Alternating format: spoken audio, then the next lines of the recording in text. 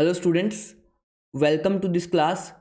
तो स्टूडेंट्स, इस वीडियो के अंदर हम स्टार्ट करेंगे अपना टॉपिक एटॉमिक स्ट्रक्चर, जिसके अंदर हम अपने जो भी पीजीडी एग्ज़ाम्स हैं, टीजीडी एग्ज़ाम्स हैं, मास्टर कैडर है, लेक्चर कैडर है, सभी को कवर करेंगे और प्रॉपरली हर एक चीज़ को सीखेंगे।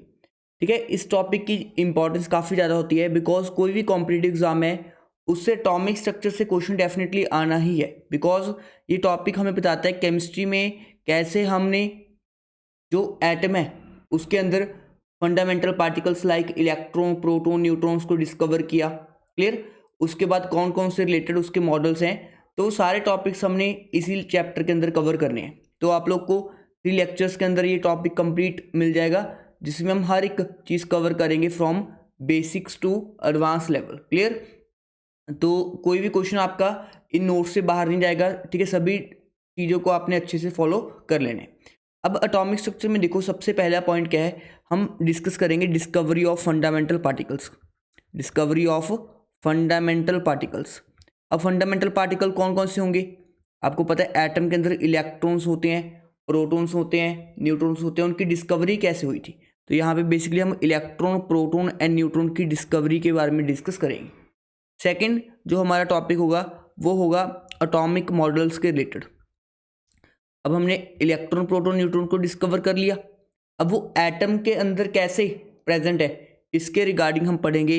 एक सबसे पहला मॉडल आएगा अपना थॉमसन मॉडल। थॉमसन मॉडल, ठीक है। उसके बाद हम डिस्कस करेंगे रदरफोर्ड मॉडल। थॉमसन मॉडल के बाद पढ़ेंगे रदरफोर्ड मॉडल। रदरफोर्ड मॉडल के बाद हम पढ़ेंगे बोहर्स मॉडल। कौन सा पढ़ेंगे? Bohr's model. और एट लास्ट हम सबसे लेटेस्ट मॉडल जिसको हम बोलेंगे quantum mechanical model. Quantum mechanical model. तो ये सभी 4 मॉडल्स की हम क्या करेंगे, डिस्कशन करेंगे। सभी को क्लियर है? चलो, ये 2 पॉइंट्स कवर हो गए। थर्ड है जो अपने पास फंडामेंटल पार्टिकल्स हो गए, एटॉमिक मॉडल्स हो गए। इसके बाद जो हमारा नेक्स्ट टॉपिक होगा इसमें हम डिस्कस करेंगे इलेक्ट्रोमैग्नेटिक वेव्स को। इलेक्ट्रोमैग्नेटिक वेव्स को इसमें डिस्कस करेंगे। ठीक है, फिर हमारा टॉपिक होगा इसमें बोहर मॉडल में एक इंपॉर्टेंट टॉपिक होता है हाइड्रोजन स्पेक्ट्रम। ठीक है, फिफ्थ हम डिस्कस करेंगे de Broglie wavelength. De Broglie wavelength जिसमें हम डुअल नेचर को स्टडी करेंगे। डी ब्रोगली वेवलेंथ, इसमें हम पढ़ेंगे हाइजेनबर्ग अनसर्टेनिटी प्रिंसिपल। इसको डिस्कस करेंगे Heisenberg uncertainty principle. 7th most important topic होगा हमारा क्वांटम नंबर्स। ये इसके बाद कौन सा टॉपिक होगा? Quantum numbers. क्वांटम नंबर्स में, ठीक है, हम सीखेंगे कॉन्सेप्ट ऑफ इलेक्ट्रॉनिक कॉन्फ़िगरेशन। इसके बाद हम सीखेंगे कॉन्सेप्ट ऑफ इलेक्ट्रॉनिक कॉन्फ़िगरेशन। और एट लास्ट हमारा जो टॉपिक होगा वो होगा क्वांटम मैकेनिकल मॉडल, जिसके अंदर हम डिस्कस करेंगे श्रोडिंगर वेव इक्वेशन को। ठीक है, तो ये हमारा मोटा मोटे टॉपिक्स हैं जो हमने इस टॉपिक में कवर करने हैं। तो आप लोगों ने बस पेशेंसली सुनना है, क्या बताया जा रहा है उसको प्रॉपरली फॉलो करना है। जो क्वेश्चन आपको दिए जाएं सॉल्व करने के लिए, उनको प्रॉपरली आपने सॉल्व भी करना है। ठीक है, तो अगर आप मेरे लेक्चर्स को प्रॉपरली फॉलो करोगे तो आपको सारी थ्योरी भी क्लियर होगी, सारे न्यूमेरिकल्स भी क्या होंगे, क्लियर हो जाएंगे। जैसे देखो, अब आजकल हमारे पास एटम का स्ट्रक्चर कैसा होता है। आजकल सभी को पता है एटम के अंदर क्या होता है, एक एटम एक स्फेरिकल शेप का मान लेते हैं हम। सबको पता है कि एटम के अंदर हैवी न्यूक्लियस है। एटम के अंदर क्या होता है? हैवी न्यूक्लियस, जिसके अंदर क्या होता है, न्यूट्रॉन एंड प्रोटॉन होते हैं। इतना सभी को पता है। अब उसके न्यूक्लियस के अराउंड कौन रिवॉल्व करते हैं? इलेक्ट्रॉन्स रिवॉल्व करते हैं। अभी एटम का एक बेसिक स्ट्रक्चर होता है जो सभी ने लोअर लेवल्स पे पढ़ा होता है कि एटम के अंदर क्या है, एक हैवी न्यूक्लियस है। न्यूक्लियस के अंदर क्या है हमारे पास, न्यूट्रॉन्स और प्रोटॉन्स हैं। और न्यूक्लियस के अराउंड क्या रिवॉल्व करते हैं? इलेक्ट्रॉन्स रिवॉल्व करते हैं। बट ये एटम का स्ट्रक्चर इस तरह से कैसे आया, तो उससे पहले हमें पढ़ना पड़ेगा इलेक्ट्रॉन की डिस्कवरी कैसे हुई, प्रोटॉन की डिस्कवरी कैसे हुई, न्यूट्रॉन की डिस्कवरी कैसे हुई। ठीक है, उनकी डिस्कवरी के बाद हम डिस्कस करेंगे उनके रिलेटेड एटॉमिक मॉडल्स को। ठीक है, अब देखो, जब इलेक्ट्रॉन की डिस्कवरी नहीं हुआ था, प्रोटॉन का डिस्कवरी नहीं हुआ, अपने पास न्यूट्रॉन का डिस्कवरी नहीं हुआ था, तो उससे पहले एक साइंटिस्ट थे जिनका नाम था डाल्टन। डाल्टन का कहना था कि एटम एक इनडिविजिबल पार्टिकल है। ठीक है, इनडिविजिबल मतलब जिसको हम फर्दर डिवाइड नहीं कर सकते। एटम एक इंडिविजुअल पार्टिकल है जिससे मैटर मिलके बना है। मतलब मैटर की सबसे स्मॉलेस्ट यूनिट क्या थी, मैटर की सबसे स्मॉलेस्ट यूनिट क्या थी according to Dalton, smallest unit थी हमारे पास एटम, और एटम को हम फर्दर सब एटॉमिक पार्टिकल्स में डिवाइड नहीं कर सकते। तो डाल्टन तो बहुत इनिशियल के साइंटिस्ट थे, तो उन्होंने थ्योरी बोली, उनकी कुछ हद तक थ्योरी सही भी थी। तो उसने बोला था, पहला पॉइंट क्या बोला था,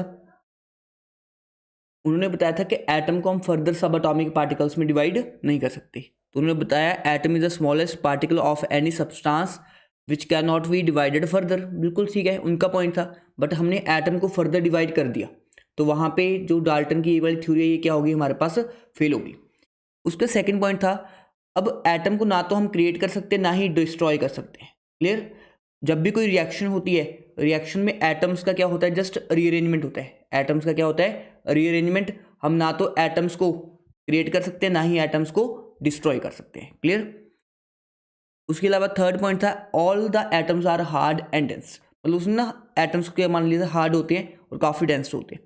all the atoms of elements are identical but atoms of different element will be different.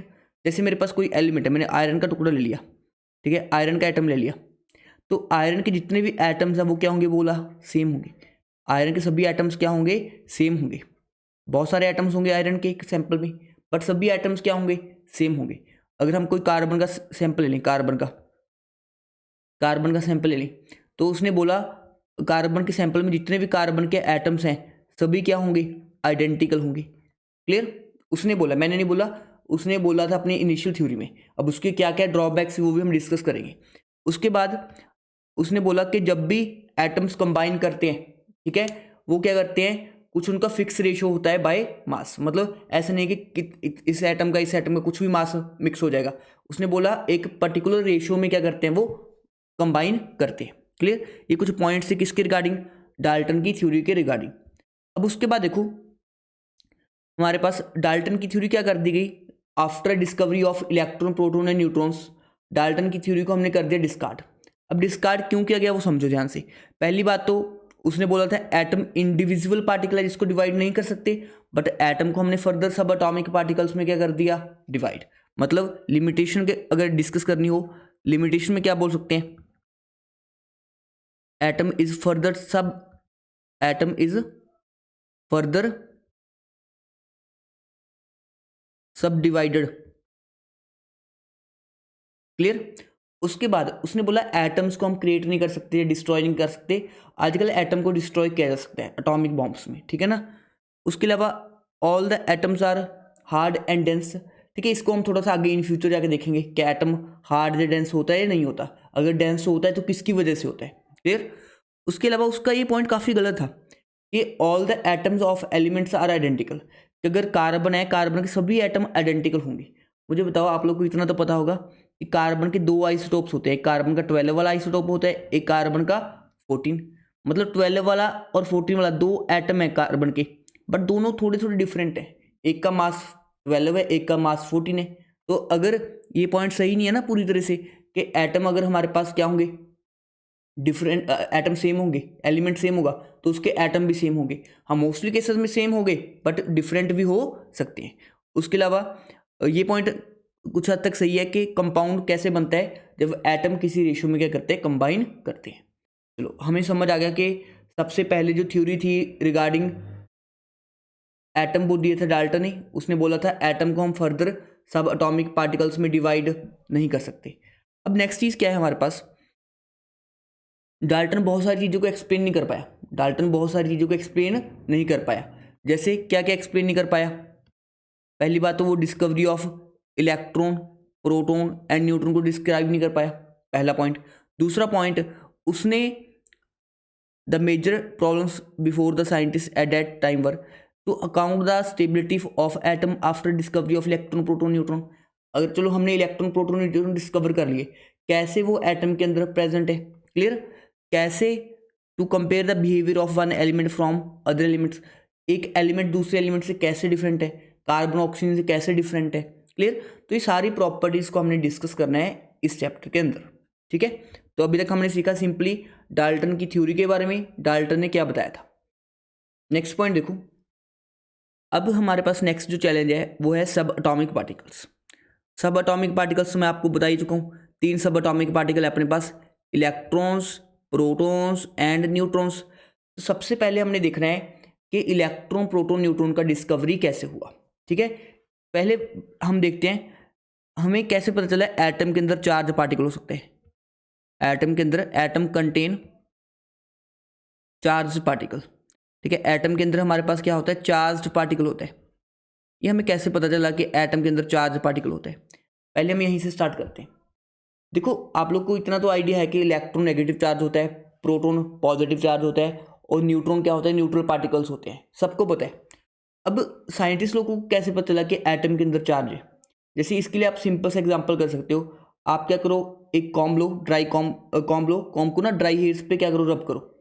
उसके बाद कोई स्मॉल पीस ऑफ पेपर को लेके जाओ कॉम्ब के पास, तो आप देखोगे स्मॉल पीस ऑफ पेपर क्या हो रहे हैं, कॉम्ब की तरफ अट्रैक्ट हो रहे हैं। ठीक है ना, कॉम्ब लेना है, उसको क्या करना है, अपने ड्राई हेयर्स के साथ रब करना है और छोटे छोटे पेपर्स के पास लेके आना है।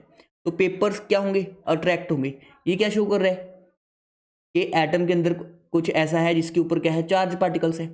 या दूसरा एग्जांपल आप सोच सकते हो, आप एक रॉड ले आओ, रॉड को ना सिल्क के कपड़े से अच्छी तरह से रब कर दो और उसको बैलून के पास लेके जाओ, बैलून के पास, तो बैलून क्या होगा, सिल्क रॉड की तरफ अट्रैक्ट होगा।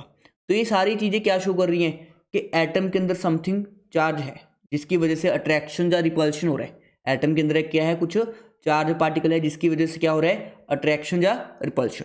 ठीक है, तो इन्हीं चार्ज पार्टिकल को हमने क्या करना है, डिस्कस करना है। ठीक है, तो हमें स्टार्टिंग में पता चला कि एटम के अंदर क्या है, कुछ चार्ज पार्टिकल्स प्रेजेंट है। नेक्स्ट चीज देखो अपने पास, नेक्स्ट क्या है, डिस्कवरी ऑफ इलेक्ट्रॉन। ठीक है, discovery of electron. Discovery of electron का क्रेडिट जाता है जे थॉमसन को। सबसे पहले आपको पता होना चाहिए डिस्कवरी ऑफ इलेक्ट्रॉन का क्रेडिट किसको जाता है, जे थॉमसन को। ठीक है, और इस एक्सपेरिमेंट को बोला जाता है cathode ray discharge tube experiment. Cathode ray discharge tube experiment. ठीक, क्या हुआ था इस एक्सपेरिमेंट में, वो सभी हम चीज़ें डिस्कस करेंगे। Cathode ray discharge tube experiment. तो देखो इसमें होता क्या है बेसिकली, जब जे थॉमसन ने इलेक्ट्रॉन का डिस्कवरी किया था, उससे पहले ना कुछ साइंटिस्ट थे लाइक माइकल फैराडे थे कि electricity is pass through the solution of electrolyte, chemical reactions occurs at electrodes. मतलब उन्होंने बता दिया कि जब भी हम इलेक्ट्रिसिटी पास करते हैं तो हमारे पास कुछ रिएक्शंस हो जाती हैं, ये हमें पता है। इलेक्ट्रिसिटी पास करेंगे, एनर्जी मिलेगी, रिएक्शन हो जाएंगी। तो उन्होंने बताया कि एटम के अंदर कुछ चार्ज ऐसा होता है। तो फैराडे ने बताया था फैराडे ने बताया था कि इनिशियली के एटम के अंदर चार्ज जैसा कुछ होता है, और उसने बताया था अगर सेम चार्ज होंगे वो क्या करेंगे, एक दूसरे को रिपेल करेंगे, और जो अगर ऑपोजिट चार्ज होंगे वो एक दूसरे को क्या करेंगे, अट्रैक्ट करेंगे। तो ये सबसे पहले हमें बताया था किसने, माइकल फैराडे ने। तो माइकल फैराडे का बस इतना ध्यान रखना अपना कि like charges repel each other and unlike charges attract each other. समझ आया सभी को?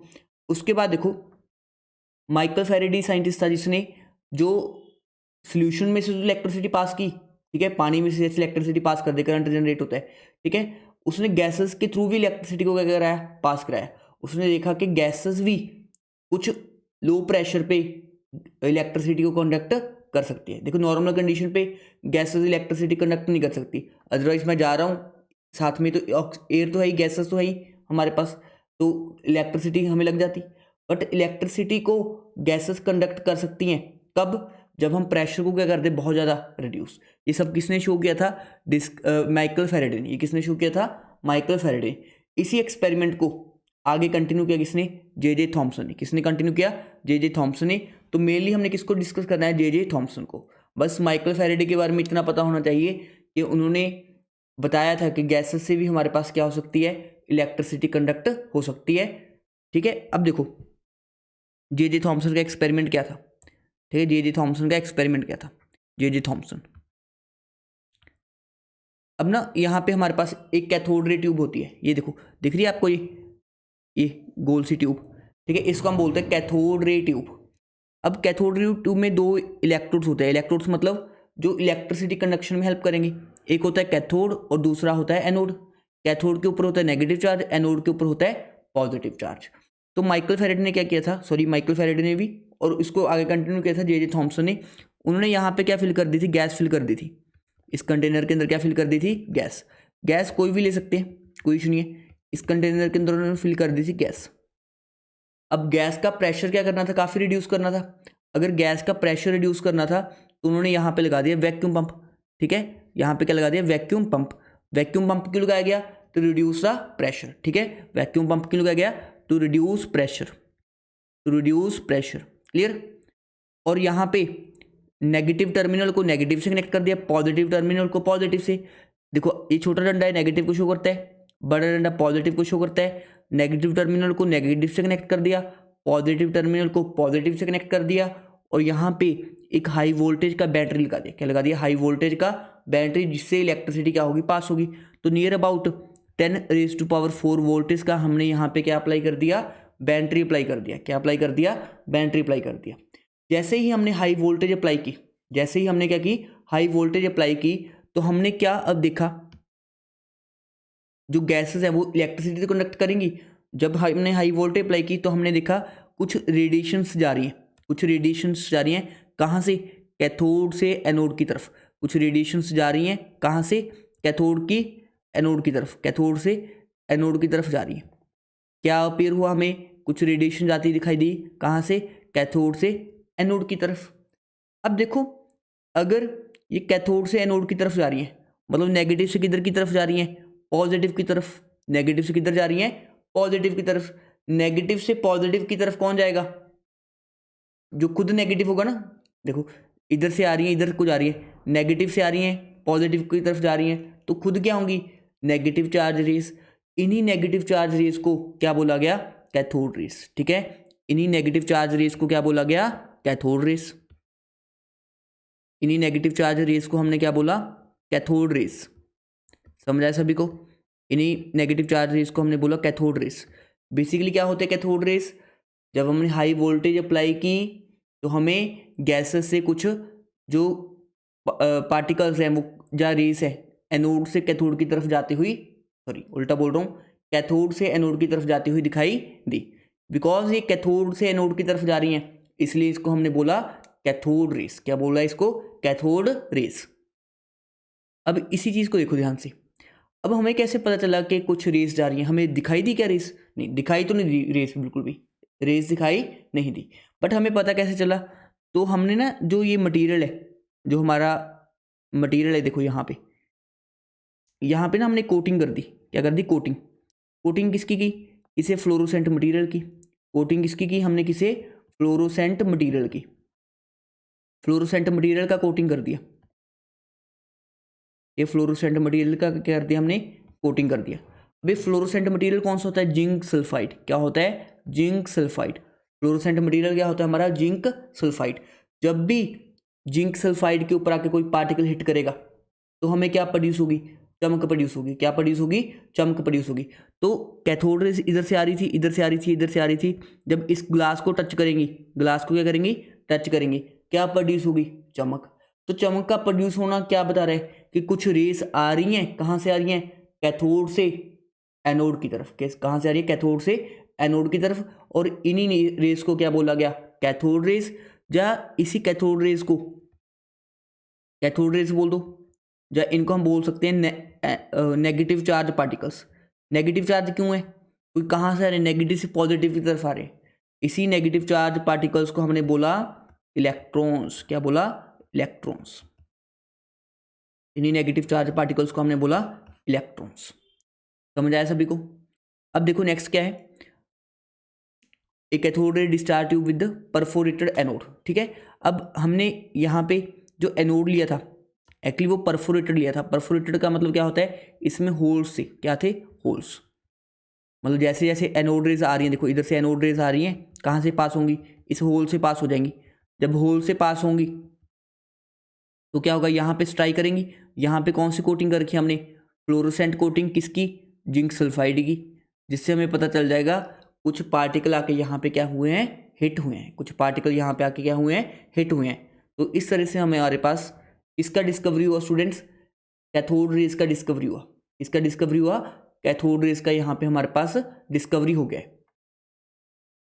तो नेक्स्ट चीज़ देखो, नेक्स्ट जो अपने पास क्वेश्चन आता है कि ये एनोड रेस जनरेट कैसे हुई, ठीक है। एनोड रेस जा रही है, हमें पता चल गया कुछ जा रहा है, वो क्या है, नेगेटिव चार्ज पार्टिकल है।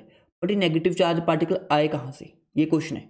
देखो यहाँ पे हमने भरी हुई थी गैस, सपोज करो हमने भर ली नाइट्रोजन गैस, या भर ली नाइट्रोजन गैस, ये नाइट्रोजन के बहुत सारे एटम्स है, हमने भरी हुई नाइट्रोजन गैस। जब इससे हमने क्या पास की, हाई वोल्टेज की इलेक्ट्रिसिटी पास की, तो ये जो एटम है वो टूट जाता है। एटम क्या हो जाता है, टूट जाता है। किस में टूट जाता है, N plus gas plus electron में। मतलब क्या जनरेट होता है, देखो पॉजिटिव नेगेटिव मिलकर नाइट्रोजन बना देंगे। आपको पता है ना, जब भी हम किसी चीज़ से इलेक्ट्रिसिटी पास करेंगे वो आयन्स में टूट जाएगी। तो एक पॉजिटिव आयन टूट गया, एक नेगेटिव आयन टूट गया, और जो नेगेटिव आयन था वो एक्चुअल में क्या था, इलेक्ट्रॉन था। नेगेटिव आयन क्या था, इलेक्ट्रॉन था। और यही इलेक्ट्रॉन कहाँ से कहाँ जाता दिखाई दिया हमें, यही इलेक्ट्रॉन कैथोड से एनोड की तरफ जाता हुआ दिखाई दिया। अगर मैंने कोई और गैस फिल कर देता, अगर हाइड्रोजन गैस फिल कर देता, तो हाइड्रोजन के एटम होते तो वो किस में जुड़ जाते, हाइड्रोजन प्लस प्लस इलेक्ट्रॉन। अगर मैं कोई और गैस फिल कर देता, सपोज करो ऑक्सीजन गैस फिल कर देता, तो उसके साथ भी ऐसा होना था, ऑक्सीजन किस में जुड़ जाती, ओ गैस प्लस इलेक्ट्रॉन। तो यहाँ से हमें क्लियर क्या हो रहा है कि कोई भी एटम ले लो आप, कोई भी एलिमेंट ले लो, कोई भी एटम ले लो, जब उससे इलेक्ट्रिसिटी पास होगी हाई वोल्टेज की, वो अपने आयंस में क्या हो जाएगा, ब्रेक। आयंस में ब्रेक होने के बाद क्या जनरेट करेगा, इलेक्ट्रॉन।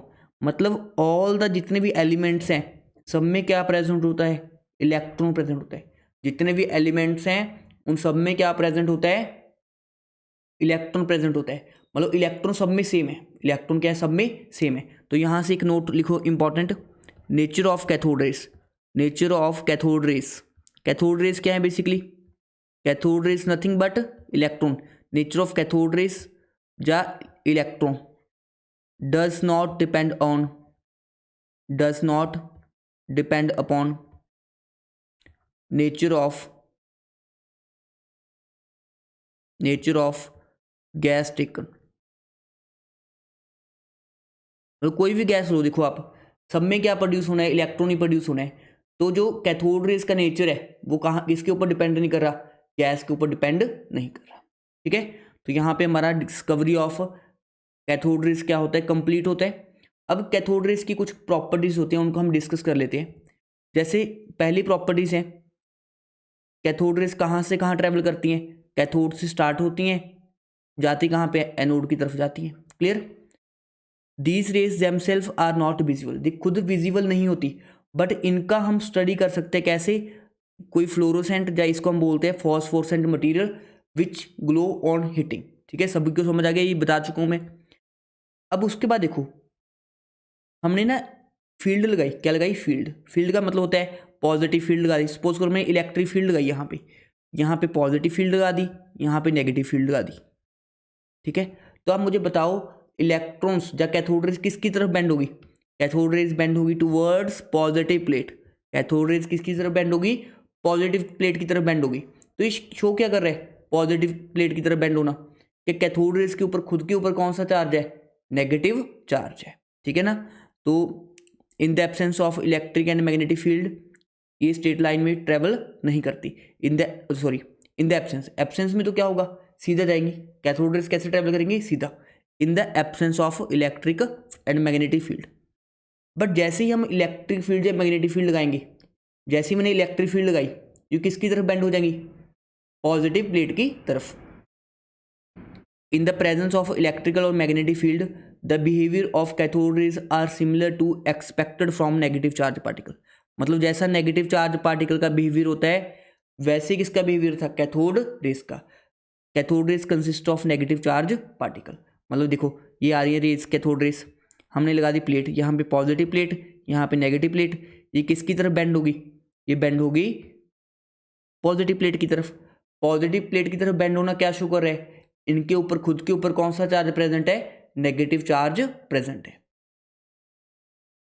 नेक्स्ट देखो अपने पास, the characteristics of cathode rays does not depend upon the material of electrode. ये इंपॉर्टेंट पॉइंट है, ठीक है। मैं आपको बता चुका हूँ, ना तो कैथोड रेज का नेचर कैथोड रेज के ऊपर कौन सी इलेक्ट्रोड ले रहे हैं उसके ऊपर डिपेंड नहीं करता, किसी भी मेटल का इलेक्ट्रोड ले लो कोई फर्क नहीं पड़ेगा। ना ही गैस के नेचर के ऊपर, कोई भी गैस लो तब भी कैथोड रेज क्या होंगी, सेम होगी। इंपॉर्टेंट पॉइंट है, इसको हाईलाइट कर लो आप। क्लियर। तो यहाँ से हमें क्या इंक्लूड हो गया, कि इलेक्ट्रॉन ऐसा स्पीशीज है जो किसके अंदर प्रेजेंट है, सभी एटम्स के अंदर क्या है, प्रेजेंट है। ठीक है, उसके बाद कुछ साइंटिस्ट लोग आए, उन्होंने मास ऑफ इलेक्ट्रॉन निकाला। तो आप लोग को पता होना चाहिए मास ऑफ इलेक्ट्रॉन कितना होता है, 9.11 इंटू 10⁻³ kg। और जो चार्ज ऑन इलेक्ट्रॉन है, चार्ज ऑन इलेक्ट्रॉन को क्यू ई से शो करेंगे हम, ई वैल्यू होती है 1.6 इंटू 10⁻19 कूलम। कूलम क्या होती है, यूनिट ऑफ चार्ज। एक हम वर्ड यूज करते हैं स्पेसिफिक चार्ज, स्पेसिफिक चार्ज। ठीक है, स्पेसिफिक चार्ज को हम डिफाइन करते हैं ratio of charge by mass, मतलब चार्ज अपॉन मास के रेशियो को हम बोल देते हैं स्पेसिफिक चार्ज। तो स्पेसिफिक चार्ज कितना आ जाएगा, चार्ज होता है 1.6 इंटू 10⁻19 कूलम, और मास कितना होता है 9.11 इंटू 10⁻31 kg। तो यहाँ से आप निकाल सकते हो स्पेसिफिक चार्ज का value in coulomb per kg में। क्लियर। तो ये कुछ पॉइंट्स हैं जो आप लोग को पता होना चाहिए रिगार्डिंग कैथोड रेस। ठीक है, तो देखो बिल्कुल बेसिक से पढ़ा रहा हूँ, ठीक है, टाइम ले रहा हूँ चीज़ों के, सो दैट आपको प्रॉपरली अंडरस्टैंडिंग बन जाए। उसके बाद देखो हमने कैथोड रेस को डिस्कवर कर लिया। नेक्स्ट इसी के साथ हम डिस्कवर करेंगे डिस्कवरी ऑफ एनोड रेस। ठीक है, या इसी को हम बोलते हैं डिस्कवरी ऑफ प्रोटॉन। किसकी डिस्कवरी पढ़नी है हमने, प्रोटॉन की डिस्कवरी को पढ़ना है। अब देखो प्रोटॉन का डिस्कवरी का क्रेडिट किसको जाता है, गोल्डस्टीन को। किसको जाता है, गोल्डस्टीन को जाता है। किसको जाता है, गोल्डस्टीन को। उसने कब डिस्कवर किया था, 1886 के अंदर। अब इसमें ना कोई ज़्यादा अलग से कोई एक्सपेरिमेंट नहीं है, जैसा काम किया था थॉमसन ने वैसे ही काम किया गोल्डस्टीन ने, जैसा काम किया था थॉमसन ने वैसे ही काम किया गोल्डस्टीन ने, कुछ भी डिफरेंस नहीं है, सारा एक्सपेरिमेंट सेटअप बिल्कुल सेम है, सारा एक्सपेरिमेंटल सेटअप क्या है, सेम है। क्लियर। इसको कैनाल रेस भी बोलते हैं, देखो एनोड रेस भी बोलते हैं, डिस्कवरी ऑफ प्रोटॉन भी बोलते हैं। अब मैं बताता हूँ बिल्कुल सेम क्यों है। देखो इधर मैंने क्या बताया था आपको कि जब भी हमने किसी एटम से क्या पास की, इलेक्ट्रिसिटी पास की, वो आयंस में ब्रेक हो गया, एक पॉजिटिव आयन की तरफ, एक नेगेटिव आयन, एक पॉजिटिव एक नेगेटिव। ये नेगेटिव कहाँ से कहाँ मूव कर रहा था, कैथोड से anode, cathode to anode move कर रहा था, यही तो सीख चुके अभी तक हम। अब जी पॉजिटिव पार्ट कहाँ से कहाँ मूव करेगा, एनोड टू कैथोड, बस ऑपोजिट हो जाएगा। क्लियर। पॉजिटिव पार्ट कहाँ से जाएगा, पॉजिटिव से नेगेटिव की तरफ। क्लियर। तो इन्हीं पॉजिटिव चार्ज पार्टिकल्स को क्या बोल दिया गया, एनोड रेस। क्या बोल दिया गया, एनोड रेस। ठीक है, तो यहाँ पे आओ वापिस, देखो एक्सपेरिमेंटल सेटअप बिल्कुल सेम है। इस और एनोड इधर दिखाया हुआ है, कैथोड इधर है। ये कैथोड को ना परफोरेटेड कर दिया। कैथोड को परफोरेटेड करने का मतलब क्या है, ये नेगेटिव चार्ज कैथोड है, इसके अंदर होल्स कर दिए। क्या कर दिए, होल्स। अब जैसे ही हमने गैस फिल की हुई थी, जैसे अगर हाइड्रोजन गैस फिल की है, यहाँ पे हमने क्या फिल की है, हाइड्रोजन गैस। हाइड्रोजन गैस जब फिल की है तो H+ और इलेक्ट्रॉन बनेगा। इलेक्ट्रॉन तो हमने देख लिया कहाँ जाएगा, पॉजिटिव प्लेट की तरफ। इलेक्ट्रॉन तो जा रहा था इधर, इलेक्ट्रॉन तो जा रहा था इधर। जो पॉजिटिव चार्ज है, पॉजिटिव चार्ज किधर जाएगा, इस तरफ। पॉजिटिव चार्ज किस तरफ जाएगा, इस तरफ, और जाके यहाँ पे स्ट्राइक करेगा। जब स्ट्राइक करेगा हमें क्या प्रोड्यूस होगी, ग्लो प्रोड्यूस होगा, चमक प्रोड्यूस होगा। क्लियर। तो यहाँ पे हमारे पास किसका डिस्कवरी हो गया, जो पॉजिटिव चार्ज पार्टिकल होते हैं एटम के अंदर, उन्हीं को नाम दे दिया गया प्रोटॉन्स। क्योंकि ये कैनाल से पास हो रहे हैं, इस रास्ते से पास हो रहे हैं, इसलिए इसको कैनाल रेस भी बोलते हैं। क्योंकि ये एनोड से कैथोड की तरफ जा रहे हैं, इनको एनोड रेस भी बोल देते हैं। तो इनके तीनों नाम से, प्रोटॉन की डिस्कवरी बोल दो, या पॉजिटिव चार्ज की डिस्कवरी बोल दो, या हमारे पास कैनाल रेस की डिस्कवरी बोल दो, या फिर हमारे पास एनोड रेस की डिस्कवरी बोल दो। सारी टर्म्स क्या हैं, बिल्कुल सिमिलर है। अब देखो नेक्स्ट चीज क्या है, electrical discharge carried out in the modified cathode ray led to the discovery of particles carrying positive charge known as canal rays. Clear. Characteristics क्या हैं इसके, unlike cathode rays the positive charge depend on the nature of gas. ये वहाँ पे मैंने बताया था nature of gas के ऊपर डिपेंड नहीं करता, यहाँ पे नेचर ऑफ गैस के ऊपर डिपेंड करेगा। कैसे करेगा वो देखो, अगर सपोज करो अपने पास नाइट्रोजन गैस हुई तो पॉजिटिव चार्ज पार्टिकल क्या होगा, N+ होगा। अगर हाइड्रोजन गैस हुई तो H+ होगा। ऑक्सीजन गैस हुई O+ होगा। मतलब सभी केसेस में पॉजिटिव चार्ज क्या है, डिफरेंट है, नेगेटिव चार्ज क्या था, सेम था। इसलिए इलेक्ट्रॉन का नेचर गैस के ऊपर डिपेंड नहीं करता था, कोई भी गैस हो इलेक्ट्रॉन क्या रहेगा, सेम। बट जो पॉजिटिव चार्ज है वो क्या करेगा, वेरी करेगा। पॉजिटिव चार्ज क्या करेगा, वेरी करेगा। और सबसे छोटे पॉजिटिव चार्ज जो H+ है, सबसे छोटा पॉजिटिव चार्ज H+ है, इसी को हमने क्या नाम दिया बाद में, प्रोटॉन। जो सबसे छोटा H+ है इसी को बाद में हमने नाम क्या दिया, प्रोटॉन। समझ आया सभी को?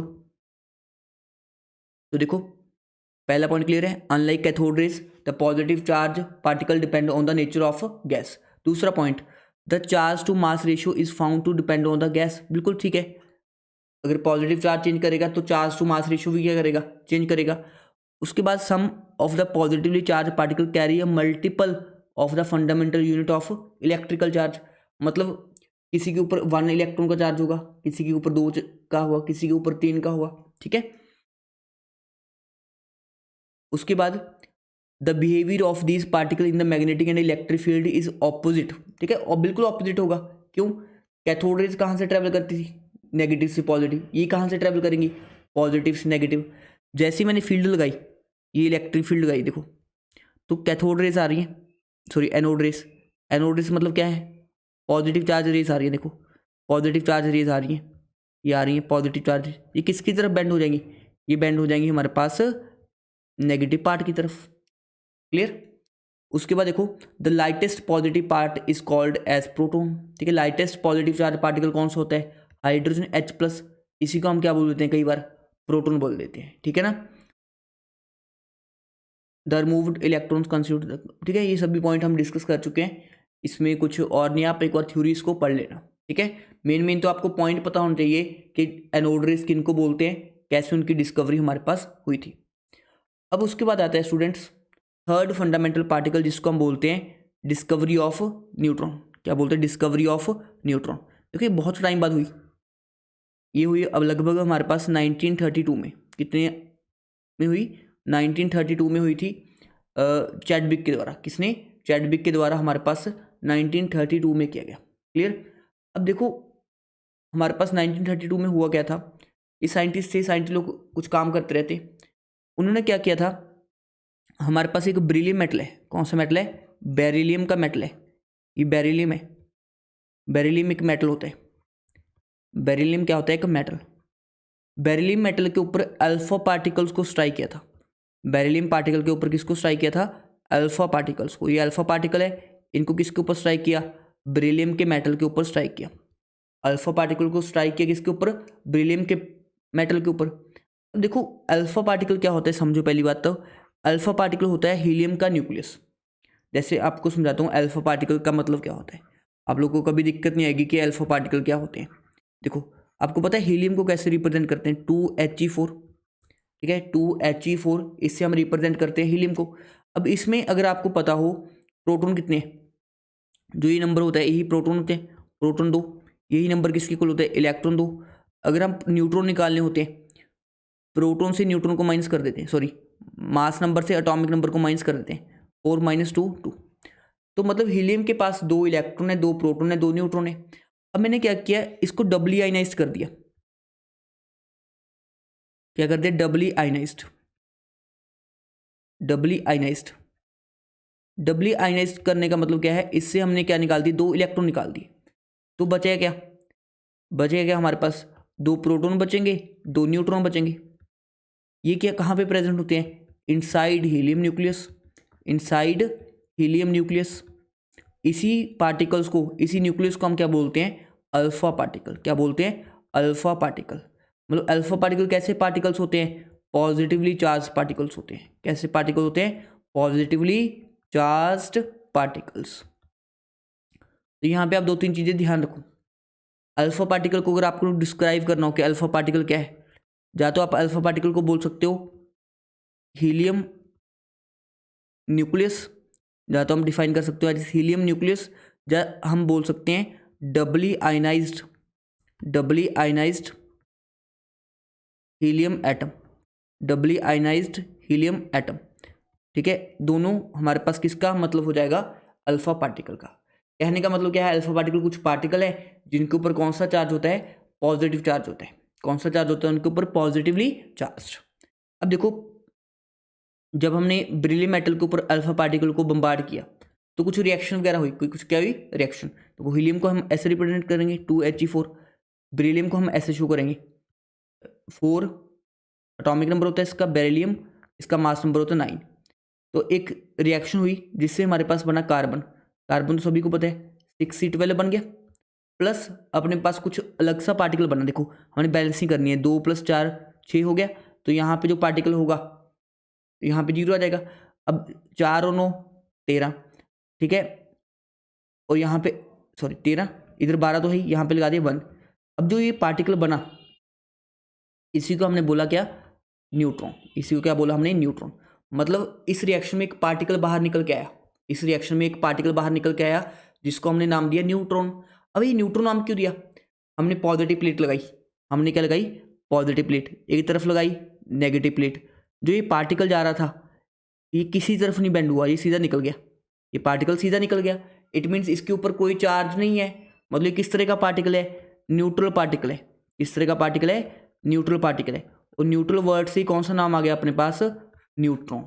न्यूट्रल वर्ड से कौन सा नाम आ गया अपने पास, न्यूट्रॉन नाम आ गया। समझ आया सभी को। तो देखो क्या किया था उसने, इन 1932 Chadwick bombarded the element beryllium with alpha particle and noticed that emission of radiation having the following characteristics. The radiation was highly penetrating, मतलब बिल्कुल मेटल से बीच में से निकल गई थी। The radiations was unaffected by magnetic and electric field which shows that it is electrically neutral। मतलब जो पार्टिकल बने, हमने अल्फा पार्टिकल को बेरिलियम के मेटल के ऊपर हिट किया, कुछ पार्टिकल्स निकले, वो पार्टिकल्स क्या थे, किसी तरफ बेंड नहीं हुए, वो बता चुका हूँ आपको। उसके बाद it was found that approximate mass equal to protons, मतलब इनका मास किसके इक्वल होता है, प्रोटॉन्स के मास के इक्वल होता है। अब ये रिएक्शन क्या इन्वॉल्व हुई, रिएक्शन ये वाली इन्वॉल्व हुई। ये रिएक्शन तो मैं आप लोग को ऑलरेडी समझा चुका हूँ, ये वाली रिएक्शन हमारे पास क्या हुई थी, इन्वॉल्व हुई थी। ठीक है, तो इतना सभी को समझ आ रहा है कि हमने 3 फंडामेंटल पार्टिकल्स का डिस्कवरी कर लिया है।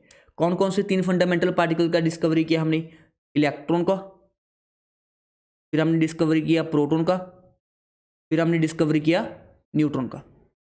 अब इलेक्ट्रॉन को सिंबल कैसे होता है, या तो ई से शो कर दो, प्रोटॉन को पी से, न्यूट्रॉन को एन से। या इलेक्ट्रॉन को हम जनरली ऐसे शो करते हैं ई माइनस, प्रोटॉन को पी प्लस, न्यूट्रॉन को एन। समझ आ गया। अब देखो इलेक्ट्रॉन का जो मास होता है, इलेक्ट्रॉन का मास देखो कितना होता है, 9.1 × 10⁻³ kg। समझ आना चाहिए आपको। प्रोटॉन का मास लगभग कितना होता है, 1.672 × 10⁻27 kg। मास ऑफ न्यूट्रॉन कितना होता है, 1.67493 × 10⁻27 kg। मतलब इलेक्ट्रॉन का मास तो बहुत ज़्यादा कम है। इलेक्ट्रॉन का मास क्या है, बहुत ज़्यादा कम है। प्रोटॉन और न्यूट्रॉन का मास क्या है, काफ़ी हाई है। न्यूट्रॉन और प्रोटॉन का मास काफ़ी हैवी है। आपसे पूछा जाए मास ऑफ प्रोटॉन कितना होता है, तो अब बता देना कि मास ऑफ प्रोटॉन होता है अप्रॉक्सीमेटली 1.67 × 10⁻27 kg। अगर आपसे कोई पूछे मास ऑफ न्यूट्रॉन कितना होता है, तो ये भी उतना ही होता है, 1.67 × 10⁻27 kg। क्लियर। तो हम कह सकते हैं mass of proton mass of neutron के अप्रॉक्सीमेटली क्या होता है, इक्वल होता है। Mass of proton and mass of neutron approximately क्या होते हैं, इक्वल। बट अगर फिर भी एक डिसाइड करना हो तो एक डिसाइड करेंगे कि mass of neutron is slightly heavier then mass of proton. देखो ज़्यादा डिफरेंस नहीं है, बट स्टिल न्यूट्रॉन्स थोड़ा सा क्या होते हैं, हैवी होते हैं एज कंपेयर टू प्रोटॉन्स। और इलेक्ट्रॉन तो बिल्कुल ही हल्के हैं। देखो यहाँ पे 10⁻31 है, मतलब काफ़ी कम होते हैं। देखो अगर प्रोटॉन का मास 1 है तो इलेक्ट्रॉन का मास कितना होगा, 1/1836, मतलब अगर लगभग 2000। अगर प्रोटॉन का मास 2000 है तो इलेक्ट्रॉन का क्या होगा, 1 kg होगा। अगर उसका 2000 kg है तो इलेक्ट्रॉन का कितना होगा, 1 kg। मतलब इलेक्ट्रॉन का मास बहुत ही कम होता है। तो किसी भी एटम का मास किसकी वजह से होता है, या तो प्रोटॉन की वजह से या न्यूट्रॉन की वजह से। क्लियर। इलेक्ट्रॉन का मास तो क्या होता है, बिल्कुल ही कम होता है, बिल्कुल ही क्या होता है, कम होता है। उसके बाद देखो चार्ज की बात, देखो ये कॉलम याद करने हैं आपको, ठीक है। इसको हम बोल देते हैं 1/1836। प्रोटॉन को हमने लिखना हो तो 1 लिख सकते हैं, मास अप्रॉक्सीमेटली मास, ये भी कितना लिख सकते हैं, 1 लिख सकते हैं, ठीक है ना। अब उसके बाद देखो ये कुछ याद करने की जरूरत है, बस एक तो ये सिंबल पता होना चाहिए आपको, एक मास पता होना चाहिए, और चार्ज आपको बताई दिए इलेक्ट्रॉन के ऊपर इतना होता है। जितना चार्ज इलेक्ट्रॉन के ऊपर होता है उतना ही चार्ज किसके ऊपर होता है, प्रोटॉन के ऊपर होता है। जितना चार्ज इलेक्ट्रॉन के ऊपर है उतना ही चार्ज किसके ऊपर है, प्रोटॉन के ऊपर। डिफरेंस क्या है, इलेक्ट्रॉन के ऊपर नेगेटिव चार्ज है, प्रोटॉन के ऊपर क्या है, पॉजिटिव चार्ज। इलेक्ट्रॉन के ऊपर नेगेटिव चार्ज है, प्रोटॉन के ऊपर है पॉजिटिव चार्ज। और जो न्यूट्रॉन होते हैं उनके ऊपर नेट चार्ज कितना होता है, 0 होता है। न्यूट्रॉन के ऊपर नेट चार्ज कितना होता है, 0। तो देखो नेक्स्ट, अभी हमने फंडामेंटल पार्टिकल्स को डिस्कवर कर लिया स्टूडेंट्स। अभी हम डिस्कस करेंगे कुछ models related to these particles. ठीक है, देखो कई सारे मॉडल्स आए अपने पास जिसने बताया कि एटम के अंदर इलेक्ट्रॉन प्रोटॉन न्यूट्रॉन किस तरह से अरेंज हो सकते हैं। क्लियर। उसमें से हम एक मॉडल पढ़ेंगे जिसको हम बोलते हैं थॉमसन मॉडल पहले, उसके बाद डिस्कस करेंगे रदरफोर्ड मॉडल, फिर हम डिस्कस करेंगे बोहर्स मॉडल। क्लियर।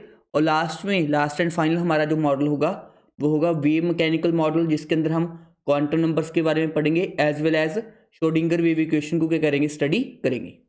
अब देखो इसमें क्या है, थॉमसन मॉडल आया था सबसे पहले। देखो थॉमसन मॉडल कोई ज़्यादा अच्छा मॉडल नहीं है, काफ़ी सारी इसके मॉडल की मिस्टेक्स हैं, बट क्योंकि इनिशियल मॉडल था, काफ़ी कुछ बताया उसने एटम के बारे में, तो हम पढ़ लेते हैं। तो थॉमसन मॉडल कब आया था, 1904 में। तो थॉमसन मॉडल के बारे में क्या बोला गया, जैसे आप लोग तरबूज देखते हो, वाटरमेलन, वाटरमेलन है जैसे, ठीक है, वाटरमेलन के साथ कंपेयर किया गया किसको, थॉमसन मॉडल को। जैसे वाटरमेलन में जो रेड वाला पार्ट है, रेड वाला पार्ट किसको शो कर रहा है, रेड पार्ट शो कर रहा है पॉजिटिव पार्ट को, मतलब एटम के अंदर पॉजिटिव पार्ट भी होता है। और उसने जो ब्लैक सीड्स से, जो इसके अंदर ब्लैक सीड्स होते हैं, सीड्स को क्या बोल दिया, इलेक्ट्रॉन्स बोल दिया। मतलब उसने बोला कि एटम के अंदर पॉजिटिव पार्ट भी होता है, नेगेटिव पार्ट भी होता है, जितना पॉजिटिव पार्ट है उतना ही क्या है हमारे पास नेगेटिव पार्ट है। समझ आया। जैसे देखो यहाँ पे 4 पॉजिटिव पार्ट है, तो 4 ही क्या है हमारे पास नेगेटिव पार्ट है। इसीलिए एटम क्या होता है, न्यूट्रल होता है। इसलिए एटम क्या होता है, न्यूट्रल, बिकॉज जितना पॉजिटिव पार्ट है उतना ही क्या है हमारे पास नेगेटिव पार्ट है। तो उसने बोला, Thomson propose that an atom consist of uniform sphere of positive charge in which the electrons are distributed more or less uniformly. ठीक है ना, इलेक्ट्रॉन्स डिस्ट्रीब्यूट हो सकते हैं, ज़्यादा भी हो सकते हैं, इक्वल भी हो सकते हैं, वो हम आगे जाकर डिस्कस करेंगे। This model also known as plum pudding model, या इसी को हम रेजन पुडिंग मॉडल बोल देते हैं, या इसी का नाम होता है वाटरमेलन मॉडल, बिकॉज उसने इस मॉडल को क्या किया था, वाटरमेलन के साथ कंपेयर किया था। उसने बोला था कि जो एटम है एक हार्ड स्फीयर होता है, उसने एटम को क्या बोला था, हार्ड स्फीयर, ये हार्ड स्फीयर होता है। और इसमें जो, और उसने बोला था atom as a whole is neutral. ठीक है, atom as a whole is neutral, मतलब अगर हम एटम की बात करेंगे, atom as a whole is neutral. उसने ये भी पॉइंट बताया था कि जितना उसके अंदर पॉजिटिव पार्ट है उतना ही क्या होगा, नेगेटिव पार्ट प्रेजेंट हो सकता है। ऑल्दो इलेक्ट्रॉन ज़्यादा कम भी हो सकते हैं, बट मेनली उसने बोला था कि एटम न्यूट्रल होता है। ठीक है, उसके अलावा उसने बोला था कि जो हमारे पास वाटरमेलन है उसके साथ कंपेयर करके उसने बताया था कि जैसे रेड वाला पार्ट पॉजिटिव पार्ट को शो कर रहा है, सीड्स उसके अंदर नेगेटिव पार्ट को शो करते हैं।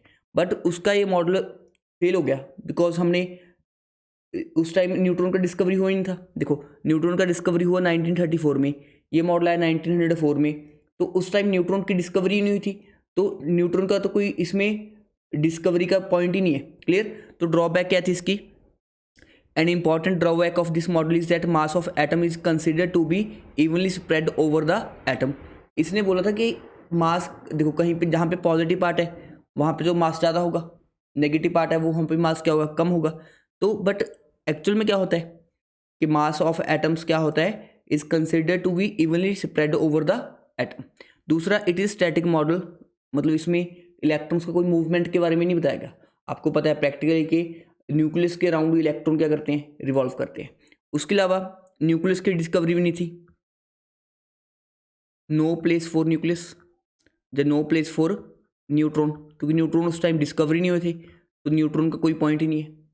तो ये थोड़ा सा इनिशियल मॉडल था, काफ़ी सारी लिमिटेशन थी, बट हमें पता होना चाहिए कि थॉमसन नाम का कुछ मॉडल था।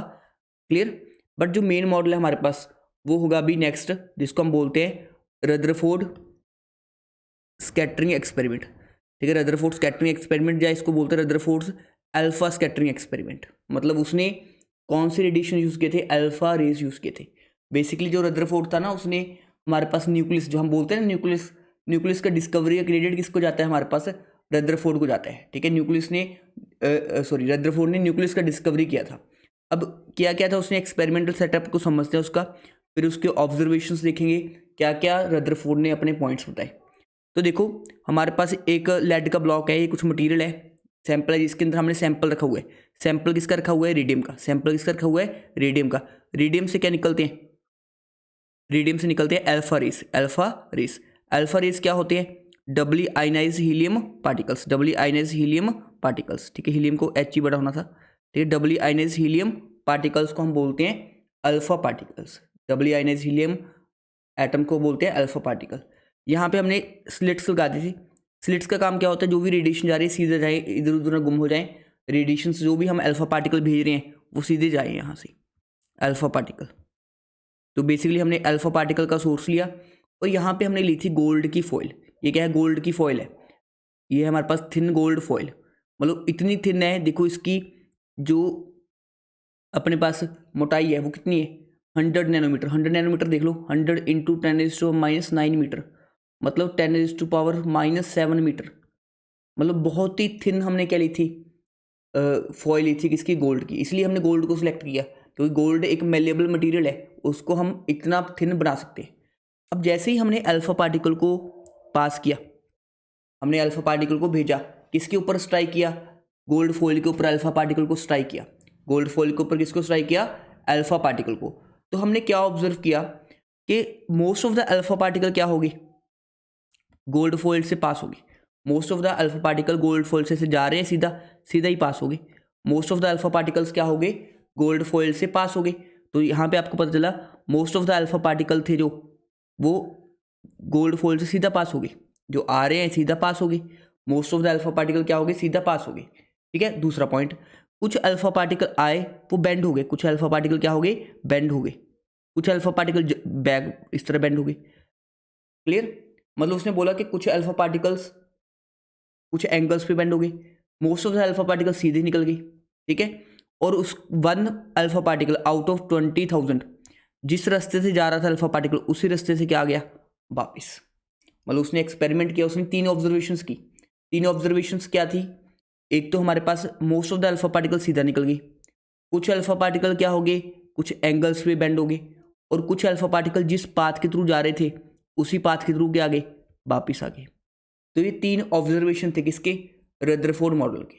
3 ऑब्जर्वेशन थे किसके, रदरफोर्ड मॉडल के, ठीक है ना। तो हमें कैसे पता चला कहाँ पे कितने एंगल पे मुड़ गए, तो यहाँ पे हमने लगा रखी थी सर्कुलर डिस्क। क्या लगा रखी थी, सर्कुलर डिस्क। तो जैसे ही अगर कोई अल्फा पार्टिकल यहाँ पे स्ट्राइक होता तो हमें यहाँ पे चमक प्रोड्यूस होता, कोई अल्फा पार्टिकल यहाँ पे स्ट्राइक होता, यहाँ पे चमक प्रोड्यूस होता। तो कहने का मतलब इतना है कि 3 ऑब्जर्वेशन उसने किए कि सीधा अल्फा पार्टिकल निकल गई मैक्सिमम, तो कुछ अल्फा पार्टिकल स्मॉल एंगल्स पे बेंड हो गए, कुछ अल्फा पार्टिकल जिस पाथ से जा रहे थे उसी पाथ के थ्रू क्या आ गए, वापिस आ गए, ठीक है। इसको और अच्छे से समझते हैं। देखो ये हमारे पास रेडियम है, रेडियम क्या होता है, अल्फा पार्टिकल का सोर्स होता है। ये अल्फा पार्टिकल जा रहे हैं जा रहे हैं जा रहे हैं, ये है हमारे पास गोल्ड का फॉइल। गोल्ड का फॉइल से हमने देखा most of the alpha particle क्या हो गए, सीधे निकल गए। Most of the alpha particle क्या निकल गए, सीधे निकल गए। कुछ अल्फा पार्टिकल कुछ एंगल्स पे क्या हो गए, डेविएट हो गए। अब कैसे पता चला कौन से एंगल डेविएट हो गए, उसके लिए हमने क्या लगा रखी थी, फोटोग्राफी प्लेट, जिसकी किसकी स्क्रीन होती है, जिंक सल्फाइड की, ठीक है। और बेटर वे से समझाता हूँ आपको, इस डायग्राम से आपको और क्लैरिटी आएगी। जैसे एक एटम है, जैसे ये क्या है, एक एटम है, तो एटम के अंदर क्या हो रहा है, ये एक एटम मान के चल रहा हूँ मैं, एक एटम है, उसका ये क्या है, न्यूक्लियस है। एक एटम है, ये क्या है, उसका न्यूक्लियस है। अल्फा पार्टिकल आ रहे हैं, देखो ये अल्फा पार्टिकल है, अल्फा पार्टिकल है, अल्फा पार्टिकल है, अल्फा पार्टिकल है, अल्फा पार्टिकल है, अल्फा पार्टिकल है। Most of the alpha particle, ये एक एटम मान लो, ये क्या मान लो, एक एटम। अभी हम फॉइल की बात कर रहे थे, अभी गोल्ड के एटम की बात कर रहे हैं। तो हमें यहाँ पे क्या ऑब्जर्व हो रहा है कि most of the alpha particle कैसे पास हो गए, सीधा। Most of the alpha particle कैसे पास हो गए, सीधा पास हो गए, without any deflection. Most of the alpha particle सीधे पास हो गए विदाउट एनी डिफ्लेक्शन। ये हमें क्या शो कर रहा है, ये हमें शो कर रहा है कि एटम के अंदर मोस्ट ऑफ द स्पेस क्या है, खाली है। देखो ऐसे आ रहे हैं पॉजिटिव चार्ज पार्टिकल, सीधा सीधा जा रहे हैं, ठीक है। मतलब एटम के अंदर मोस्ट ऑफ द स्पेस क्या है, खाली है। नेक्स्ट पॉइंट देखो, कुछ अल्फा पार्टिकल क्या हुए, कुछ अल्फा पार्टिकल जा रहे थे, ऐसे जा रहा था अल्फा पार्टिकल, कुछ एंगल पे क्या हो गया, बेंड हो गया। कुछ अल्फा पार्टिकल जा रहा था, कुछ एंगल पे क्या हो गया, बेंड हो गया। ये क्या शो कर रहा है, ये हमें शो कर रहा है, देखो पॉजिटिव अल्फा पार्टिकल ये पॉजिटिव पार्ट है। जब पॉजिटिव पार्ट आएगा, जब इसको रिपल्शन होगी, रिपल्शन कब होगी, जब सामने भी क्या आ जाए, पॉजिटिव आ जाए। पॉजिटिव पॉजिटिव में रिपल्शन होगी तो वो क्या हो जाएगा, बेंड हो जाएगा। तो कुछ अल्फा पार्टिकल कुछ एंगल पे क्या हो गई, बेंड। कुछ अल्फा पार्टिकल कुछ एंगल पे क्या हो गई, बेंड हो गई। तो ये क्या शो कर रहा है, there is something positive charge inside the atom. समझ आ रहा है सभी को।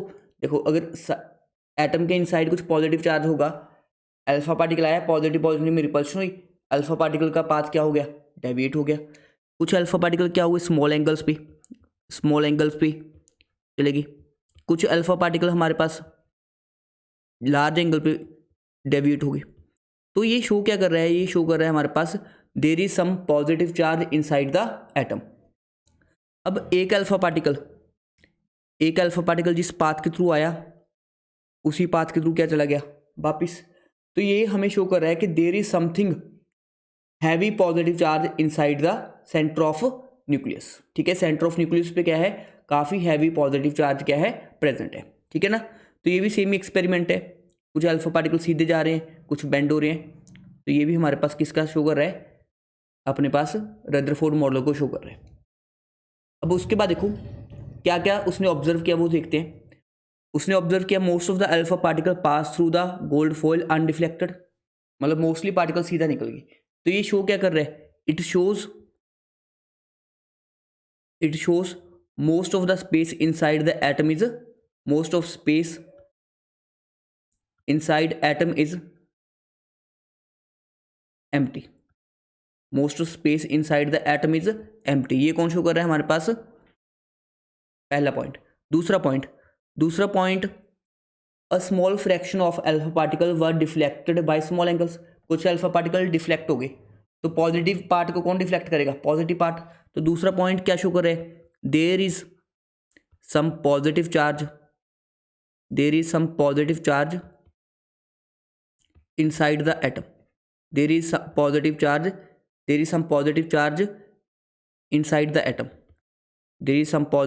Inside the atom, clear. Third क्या बता रहा है, देखो वैसे में लिख ही रखा है, a very few alpha particles 1 out of 20,000 bounces back and deflected nearly at an angle of 180 degree. ठीक है, अब देखो क्या क्या ये थे उसके कंक्लूजन, ये उसने ऑब्जर्व किया। अब उसकी कंक्लूजन क्या निकाली, since most of the alpha particle went straight through the metal foil undeflected, most of the alpha particle सीधा पास हो गया undeflected, it means there is very large empty space within the atom, के atom की inside क्या है, most of the space क्या पड़ी है, खाली पड़ी है। उसके नेक्स्ट देखो, कुछ alpha particle since few alpha particle were deflected from the original path through moderate angles, it shows that there is something positive charge inside the atom, clear. When alpha particle come closer to this point they suffer a force of repulsion and deviate from their path. सबको properly समझ आ चुका होगा जो चीज़ें मैंने समझाई है। The positively charged heavy mass which occupies, देखो द पॉजिटिवली चार्ज, देखो पॉजिटिव तो है एटम के अंदर, heavy mass which occupies only small volume in an atom is called nucleus. अब जो पॉजिटिव पार्ट था इसी को उसने क्या नाम दे दिया, न्यूक्लियस नाम दे दिया। क्या नाम दे दिया, nucleus. It is suppose to be present at the centre of atom, समझ आया सभी को। उसके बाद देखो नेक्स्ट क्या है, नेक्स्ट पॉइंट है, a very few alpha particle suffered strong deflection और even return to their path indicating that nucleus is rigid. Nucleus कैसा होगा, रिजिड होगा।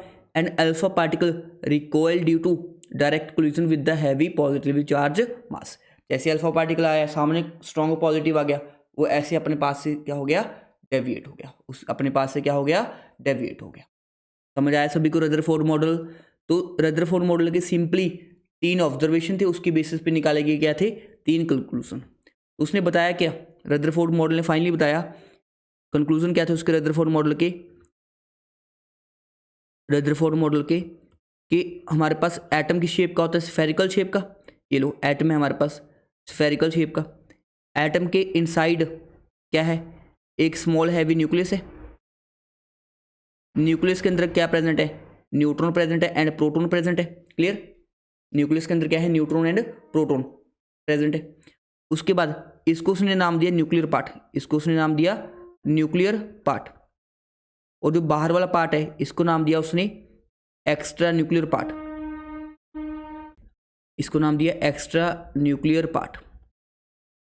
क्लियर।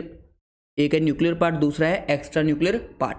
न्यूक्लियर पार्ट के अंदर क्या प्रेजेंट होगी, पॉजिटिव चार्ज होगा न्यूक्लियर पार्ट जो होगा, और जो एक्स्ट्रा न्यूक्लियर पार्ट है उसमें क्या होंगे, इलेक्ट्रॉन्स रिवॉल्व करेंगे, उसमें क्या करेंगे, इलेक्ट्रॉन्स रिवॉल्व करेंगे।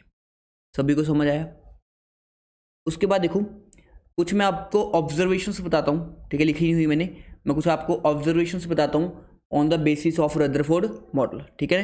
देखो आगे ऑब्जर्वेशंस या कंक्लूजन लिख लो इसको, कंक्लूजन, ठीक है। एक तो देखो जो रदरफोर्ड मॉडल है ना, उसने इसको कंपेयर किया सोलर सिस्टम के साथ। किसके साथ कंपेयर किया? सोलर सिस्टम के साथ। सोलर सिस्टम के साथ कैसे कंपेयर किया समझो आप लोग।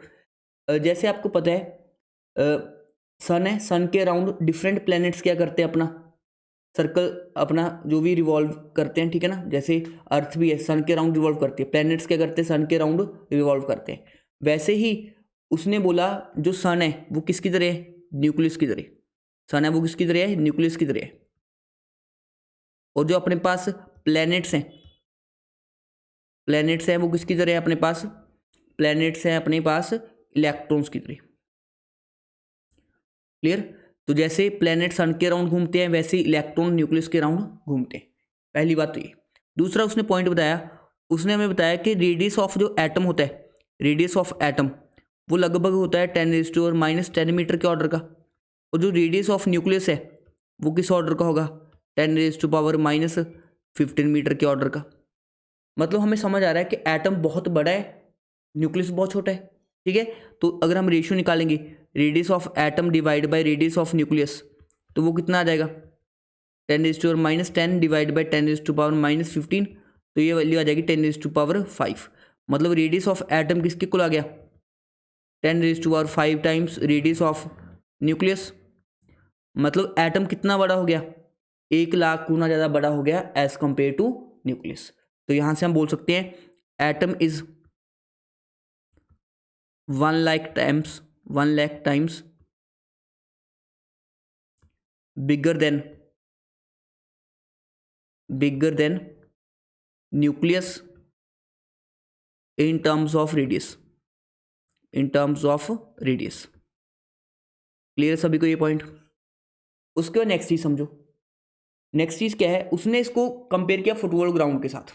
जैसे बहुत बड़ा फुटबॉल ग्राउंड है, तो फुटबॉल ग्राउंड के अंदर जो फुटबॉल ग्राउंड है वो तो एटम है, अगर उसके सेंटर पे हम फुटबॉल रख दें, उसके सेंटर पे क्या रख दें, फुटबॉल, तो फुटबॉल बिल्कुल छोटी सी होगी, फुटबॉल ग्राउंड बहुत बड़ा होता है, तो उससे कंपेयर किया इसने, ठीक है ना। तो ये रिलेशन आपको आना चाहिए। थर्ड इंपॉर्टेंट कंक्लूजन था इसका कि हम किसी भी एटम का रेडियस निकाल सकते हैं। नेक्स्ट देखो मैंने टाइप ही कर लिया है इसको, ठीक है ना, सो दैट आपको समझा पाऊँ। देखो नेक्स्ट जो एप्लीकेशन है, हम किसी भी ना एटम का रेडियस निकाल सकते हैं, ठीक है, किसी भी एटम का रेडियस का, न्यूक्लियस का रेडियस निकाल सकते हैं बेसिकली। तो the radius of nucleus is proportional to cube root of mass number, ठीक है। तो जो रेडियस होता है किसी न्यूक्लियस का वो डायरेक्टली प्रोपोर्शनल होता है A⁻⁻3। यहाँ पे ए ध्यान रखना आप लोग, क्या होता है, मास नंबर होता है, ए क्या होता है, मास नंबर, क्लियर। उसके बाद जो हमारे पास डायरेक्टली प्रोपोर्शनल का साइन हटाएंगे, कांस्टेंट लगेगा R0 A⁻⁻3। ये फॉर्मूला से काफ़ी बार कॉम्पिटिटिव एग्जाम्स में क्वेश्चन बन चुका है। मेन चीज़ क्या है यहाँ पे, R0 क्या है, R0 एक कांस्टेंट वैल्यू होती है जिसकी वैल्यू 1.2 फेम्टोमीटर से लेके 1.4 फेम्टोमीटर तक होती है। जब कुछ बुक्स में इसको 1.33 भी ले लेते हैं, 1.33 फेम्टोमीटर भी ले लेते हैं। अभी फेम्टोमीटर क्या होता है, 1.2 इंटू 10⁻15 मीटर इसको हम बोल सकते हैं, 1.2 इंटू 10⁻15 मीटर इसको बोल सकते हैं, क्लियर। जैसे क्वेश्चन करते हैं इसकी बेस्ड, ठीक है, ये वैल्यू है, वैसे कुछ बुक्स में ये वैल्यू ले लेते हैं, 1.33 इंटू 10⁻13 वही हो गया 1.33 इंटू 10⁻15 मीटर, ठीक है। ये वैल्यू सेंटीमीटर में आ गई, हमने मीटर में ली, बात तो एक ही है। बट इसकी ना वैल्यू फिक्स नहीं होती R0 की, 1.2 से लेके 1.4 के बीच में होती है, कुछ बुक इसको कितने ले लेती है, 1.33, ठीक है। चलो अब जैसे आपको क्वेश्चन आया, बताओ आपको रेडियस बताना है किसके न्यूक्लियस का, एल्यूमिनियम के न्यूक्लियस का। तो एल्यूमिनियम को कैसे रिप्रेजेंट करते हैं, 13 उसका एटॉमिक नंबर होता है, 27 उसका मास नंबर। तो यहाँ पे रेडियस का फॉर्मूला क्या बन जाएगा, R0 इंटू A⁻1/3। अब ए क्या होता है, मास नंबर, कितना आ जाएगा, R0 27 इंटू 1⁻3, तो मतलब कितना आंसर आ जाएगा, 3R0, ठीक है। आगे R0 की वैल्यू पुट कर देना, आपको क्या मिल जाएगा, फाइनल आंसर। पूरा क्लियर आई थिंक अभी तक आपको ये वाला टॉपिक। उसके बाद अगर हमने वॉल्यूम कंपेयर करना हो, देखो वॉल्यूम कुछ नहीं होता, 4/3πr³ होता है। यहाँ पे ऊपर एटम का भर देना, आर एटम का cube divide by 4/3π into r of nucleus का क्यूब। इसको सॉल्व कर लेना, बाकी सारे फैक्टर तो कट ही जाएंगे। ठीक है, कितना आंसर आ जाएगा आपका 10⁻15। ये वाला क्वेश्चन ना सेंटीमीटर की फॉर्म में सॉल्व किया हुआ है, अब मीटर की फॉर्म में सॉल्व करना तब भी क्या आएगा, सेम आएगा। उसके अलावा किसके साथ कंपेयर किया गया इसको, this model was similar to the solar system, nucleus representing the sun and revolving electron as planet. उसके बाद देखो नेक्स्ट चीज़ क्या है, लास्ट टॉपिक इसका अपना रदरफोर्ड का, ड्रॉबैक्स ऑफ रदरफोर्ड मॉडल। ठीक है, कुछ रदरफोर्ड की ड्रॉबैक्स थी। क्या क्या ड्रॉबैक्स थी, जैसे पहली उसकी ड्रॉबैक्स थी कि according to electromagnetic theory of Maxwell, जैसे उसने बोला कि न्यूक्लियस के राउंड इलेक्ट्रॉन क्या कर रहे हैं, चक्कर काट रहे हैं। अब न्यूक्लियस और इलेक्ट्रॉन में तो क्या होगा, अट्रैक्शन होगा। न्यूक्लियस और इलेक्ट्रॉन में तो क्या होगा, अट्रैक्शन, बिकॉज न्यूक्लियस के ऊपर पॉजिटिव चार्ज है, इलेक्ट्रॉन के ऊपर नेगेटिव चार्ज है। अगर अट्रैक्शन होगा कंटिन्यूसली एनर्जी क्या होगा, कम होगा। तो एक दिन ऐसा आएगा जब न्यूक्लियस के अंदर इलेक्ट्रॉन चला जाएगा, जिससे एटम क्या हो जाएगा, अनस्टेबल हो जाएगा। तो उसका आंसर रदरफोर्ड के पास नहीं था, इस चीज़ का आंसर रदरफोर्ड के पास नहीं था। तो यहाँ पे समझो आप लोग, पहला पॉइंट क्या है अपने पास, according to electromagnetic theory of Maxwell when charge particle accelerated should emit radiations. देखो जब भी एक चार्ज पार्टिकल के कांटेक्ट में दूसरा चार्ज पार्टिकल रिवॉल्व करता है, वो कंटिन्यूसली एनर्जी क्या करता है, लूज करता है। Therefore an electron in an orbit will emit radiation, energy emit करेगा। The energy carried by the radiation comes from the electronic motion, the orbit will thus continue to shrink. तो इस तरह का स्पाइरल पाथ हो जाना चाहिए था, जिससे एटम क्या हो जाएगा, अनस्टेबल। बट एक्चुअल में ऐसा नहीं होता, बिकॉज हमें पता है एटम तो काफ़ी स्टेबल होता है। बट इसका जवाब कौन नहीं दे पाया, इसका जवाब रदरफोर्ड नहीं दे पाया। ठीक है, तो पहला तो यही नहीं समझा पाया कि एटम की स्टेबिलिटी नहीं बता पाया बेसिकली। ठीक है, could not explain the stability of atom, could not explain the stability of atom। ठीक है, एटम की स्टेबिलिटी को नहीं बता पाया कौन, रदरफोर्ड। दूसरा इसका लिमिटेशन था, it does not explain the arrangement of electrons revolving around the nucleus. Nucleus के राउंड इलेक्ट्रॉन कहाँ घूम रहे हैं, इसके बारे में नहीं बता पाया। It does not explain the stability of nucleus. ठीक है, अब न्यूक्लियस के अंदर भी तो क्या है, बहुत सारे प्रोटॉन्स हैं। अब प्रोटॉन में क्या होगा, रिपल्शन होगा। तो प्रोटॉन में अगर रिपल्शन होगा तो एटम स्टेबल कैसे है, रिपल्शन तो स्टेबिलिटी कम होती है। तो इस चीज़ का भी जवाब कौन नहीं दे पाया, रदरफोर्ड नहीं दे पाया। It does not explain the atomic spectrum. अभी एटॉमिक स्पेक्ट्रम किसने एक्सप्लेन किया था, एटॉमिक स्पेक्ट्रम को एक्सप्लेन किया था बोहर ने। समझ आया सभी को। तो यहाँ पे हमारा कंप्लीट होता है रदरफोर्ड मॉडल। इसके बाद देखो नेक्स्ट टॉपिक जो हमने डिस्कस करना है, लास्ट टॉपिक होगा आज के हमारे सेशन का, जिसके बारे में हम पढ़ेंगे ईएम वेव्स के बारे में। ठीक है, ईएम वेव्स नेक्स्ट टॉपिक है अपना, जिसको हम बोलते हैं इलेक्ट्रोमैग्नेटिक वेव्स। ठीक है, इलेक्ट्रोमैग्नेटिक वेव्स क्या होते हैं, देखो वेव्स सबको पता है, ऐसे ट्रैवल करती हैं क्रस्ट एंड ट्रफ्स की फॉर्म में। ठीक है, जो इलेक्ट्रोमैग्नेटिक वेव्स होती है उसमें एक तो इलेक्ट्रिक फील्ड होती है, एक मैग्नेटिक फील्ड होती है। ठीक है, और एक होता है जिस डायरेक्शन में वेव मूव कर रही है, एक होता है डायरेक्शन।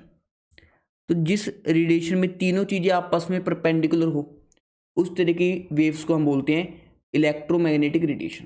सिंपली आप समझ के लिए रेडिएशंस हैं, क्लियर। अब उसके बाद देखो एक लाइन पढ़ते हैं, according to this theory the energy is transmitted from one body to another body in the form of waves. These waves travel with the speed of light.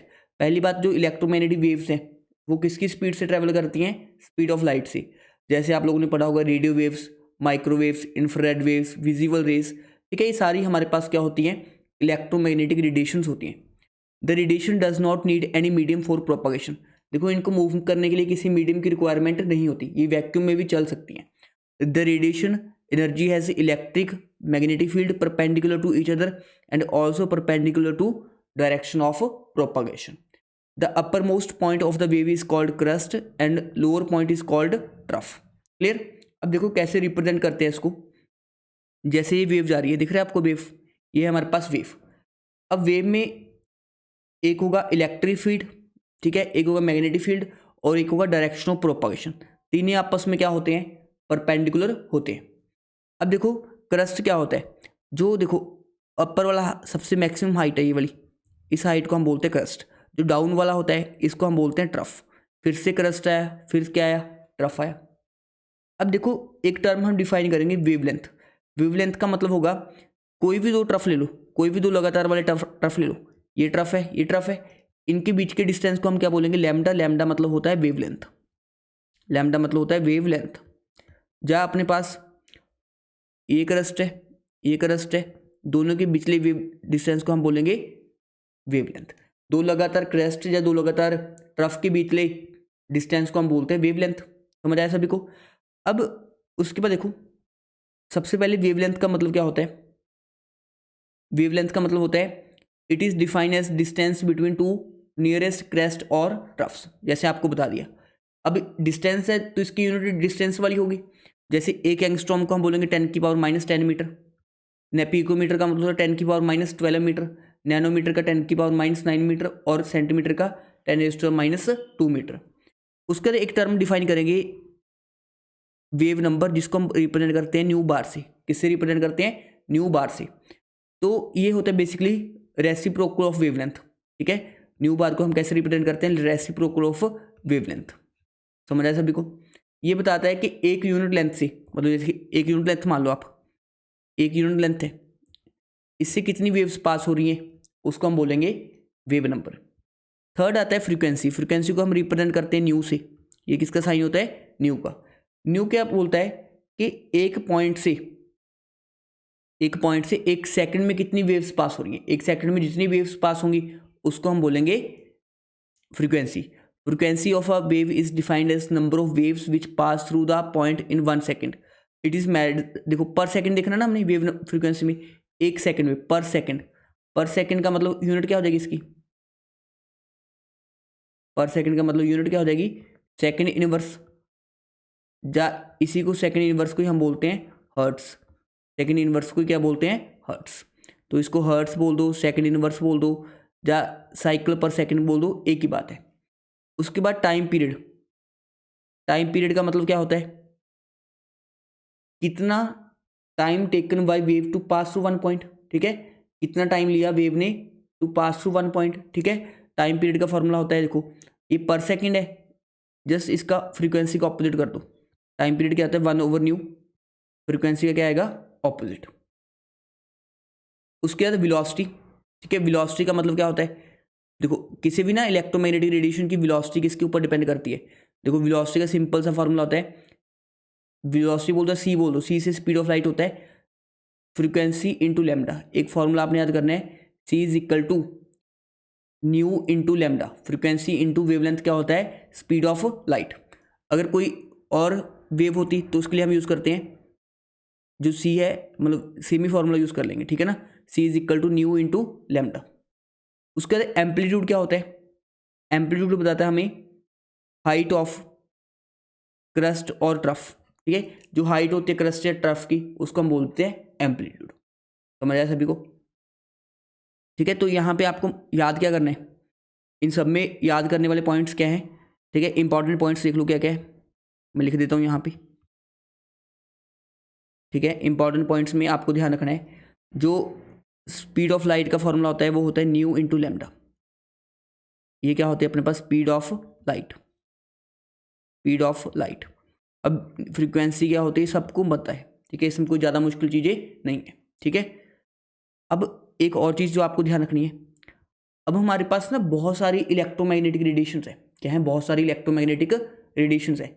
इनकी एनर्जी क्या होती है, इनकी वेवलेंथ का ऑर्डर है, वो हमें पता होना चाहिए, वो भी हम डिस्कस करते आगे, ठीक है। पहले देखो हमारे पास ये इलेक्ट्रोमैग्नेटिक स्पेक्ट्रम है, ये क्या है, इलेक्ट्रोमैग्नेटिक स्पेक्ट्रम, ठीक है। इसको उसके ऊपर मैं बाद में आ रहा हूँ, पहले आपको ना थोड़ा सा प्लैंक्स क्वांटम थ्योरी का पढ़ा दूँ, फिर आते हैं उस टॉपिक पे वापस आएंगे। पहले हम ये टॉपिक डिस्कस कर ले, प्लैंक्स क्वांटम थ्योरी।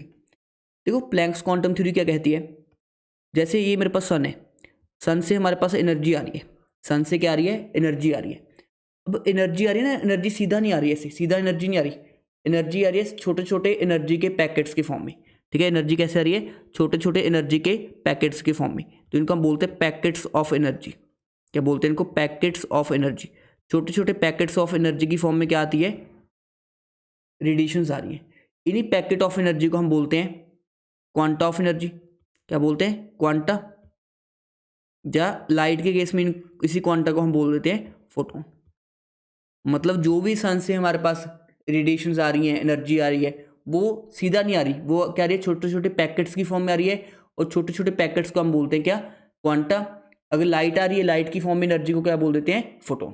तो देखो प्लैंक्स क्वांटम थ्योरी के अकॉर्डिंग क्या था, द रेडिएशन एनर्जी इमिटेड और absorbed by a body is not continuous but discontinuous, मतलब लगातार नहीं आ रही, डिसकंटिन्यूस फॉर्म में आ रहे हैं, in the form of small discrete packets of energy and these packets are called quanta.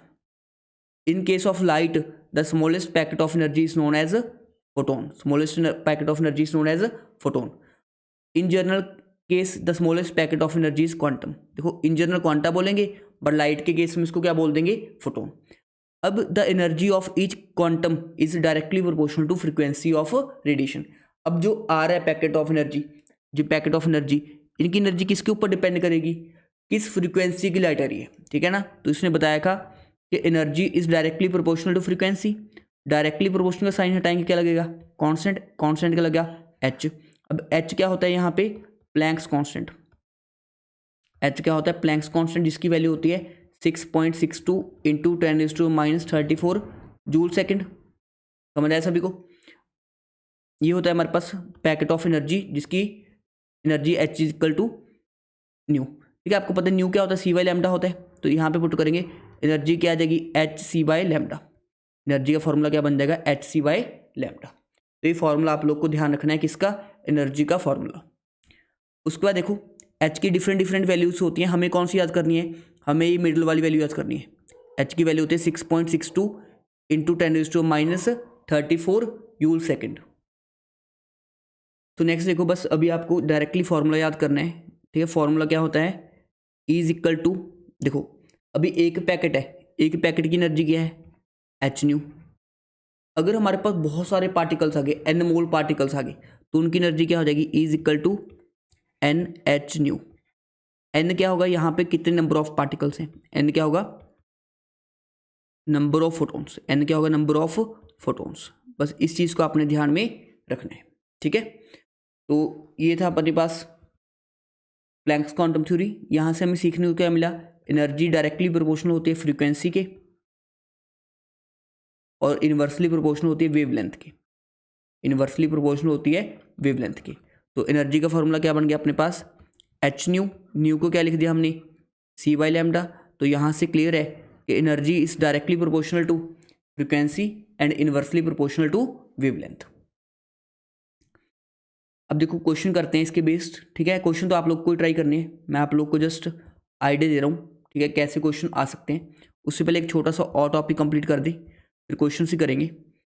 देखो अभी हमारे पास ना बहुत सारी क्या है, एनर्जीज हैं, बहुत सारी क्या है, एनर्जीज हैं। देखो इलेक्ट्रोमैग्नेटिक रेडिएशन है, radio waves, microwaves, infrared waves, इनको कैसे याद करना है वो समझते हैं। तो देखो आप लोग को ना एक ट्रिक याद करनी है, trick for EM waves, trick for EM waves, trick for EM waves. देखो हमारे पास क्या ट्रिक है, सबसे पहले पुराने ज़माने में ना राजा महाराजा होते थे, तो आपको याद करना है राजा महाराजा। पुराने ज़माने होते थे राजा महाराजा, कहाँ गए, इन विलेज। राजा महाराजा कहाँ गए, इन विलेज। विलेज में जाएंगे तो सिक्योरिटी वगैरह लेके जाएंगे, under extra guard, under extra, extra हमारा ऐसे पड़ेगा, गार्ड लेके जाएंगे। ठीक है ना। अब सर बोलोगे आप स्पेलिंग गलत कर रहे हो, जानबूझ के कर रहा हूँ, इसका भी रीज़न है। ठीक है ना, गार्ड तो जी से स्टार्ट होता है, बट मैंने वाई से लिखा, एक रीज़न है। बस आपको एक ट्रिक याद करनी है, राजा महाराजा in village under extra guard. तो राजा से आपको याद करना है radio waves, radio waves. M से आपको याद करना है माइक्रोवेव्स, माइक्रोवेव्स।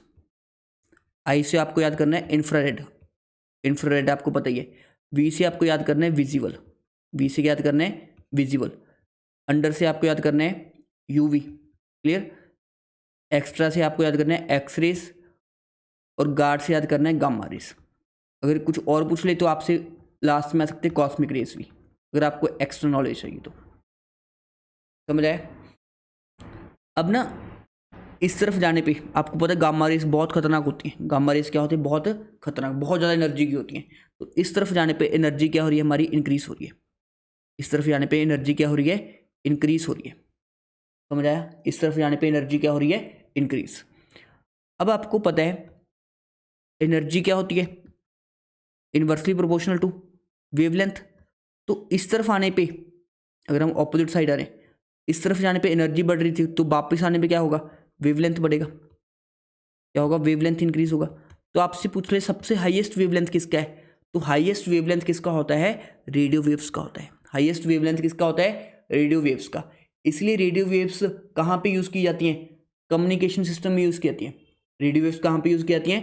कम्युनिकेशन सिस्टम में। सो डैट वो लॉन्ग डिस्टेंस तक क्या कर पाएँ?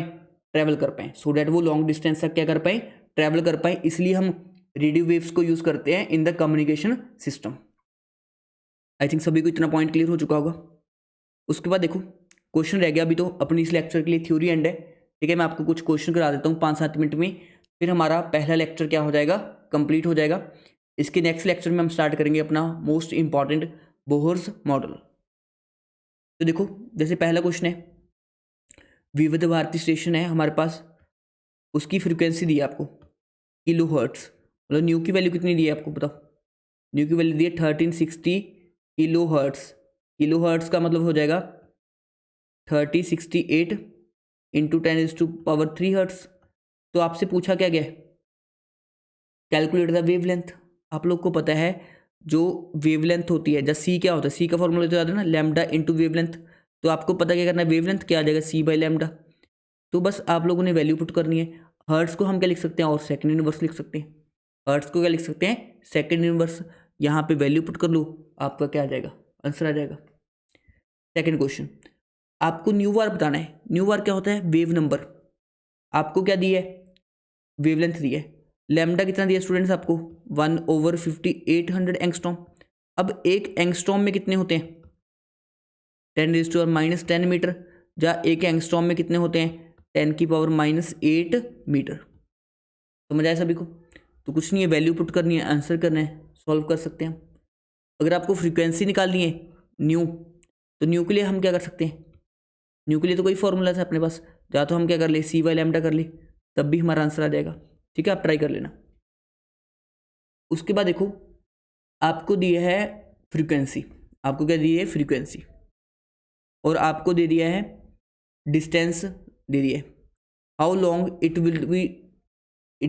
Would it take radio wave frequency to travel the from Mars to Earth that is distance of this. तो आप लोग को देखो डिस्टेंस दे दिया, डिस्टेंस मीटर में निकाल लो, कितना आ गया? किलोमीटर को मीटर में कन्वर्ट कर दिया। अब आपको पता है वेलोसिटी, ठीक है, सभी ने पढ़ा होता है वेलोसिटी क्या होती है? डिस्टेंस या डिस्प्लेसमेंट। केमिस्ट्री में तो कुछ सेम ही है, डिस्टेंस बाय टाइम। तो आपको निकालना क्या है? टाइम निकालना है। तो आपको दे क्या रखा है? एक तरह से आपको क्या क्या दे रखा है?